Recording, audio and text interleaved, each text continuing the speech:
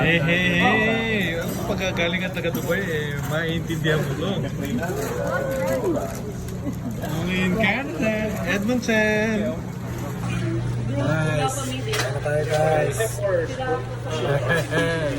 Kain tayo guys ha. Ito na. Arabic bread. Only. Oh, yan ha. Dip natin. Ayan o. Kasama niya kasi si... Dip natin. Si Barry, Randy. Only Ano? Emil. Emil! ito sila na customer dyan.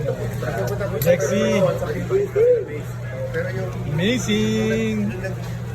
Manila Grill. Manila Grill.